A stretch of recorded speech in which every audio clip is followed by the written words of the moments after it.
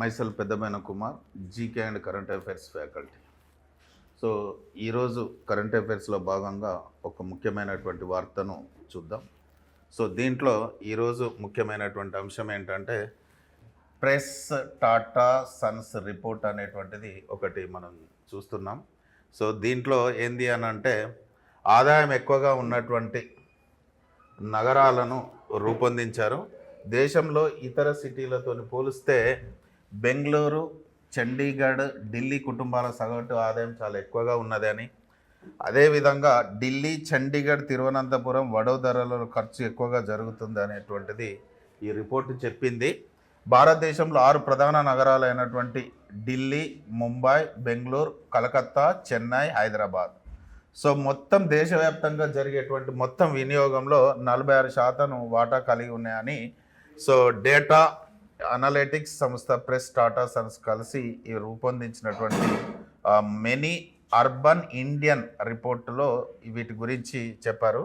అయితే వీళ్ళు చెప్పినటువంటి రిపోర్ట్ ప్రకారం ఏంటంటే దేశంలో ఉన్నటువంటి మొత్తం పట్టణ ప్రాంతంలోని వినియోగంలో దాదాపు 3/2 వంతులు ఈ 6 నగరాల నుంచి వస్తుందని చెప్పడం జరిగింది.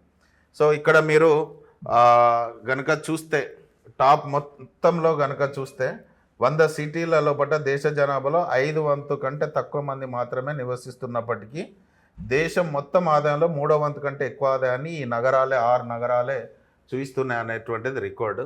ఇందులో మీరు చూస్తే ఇగో కొన్ని టర్మ్స్ కనిపిస్తాయి. బిగ్ 6 అంటే 1 కోటికి పైగా జనాభా ఉన్నటువంటి సిటీలు, అంటే వీటి యొక్క వార్షిక కుటుంబాలు 23 లక్షల ఆదాయం ఉంటుంది. సో అదేవిధంగా సో మన దగ్గర వచ్చేసి బూమ్ టౌన్స్ అను ఇవి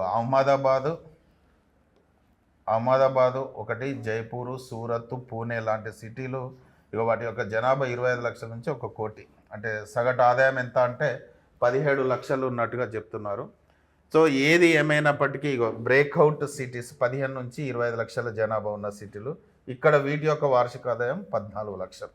అదేవిధంగా ఫ్రంటియర్ సిటీస్ 5 నుంచి 15 లక్షల జనాభా, వీటి యొక్క వార్షిక ఆదాయం 12 లక్షలు గుర్తుపెట్టుకోండి.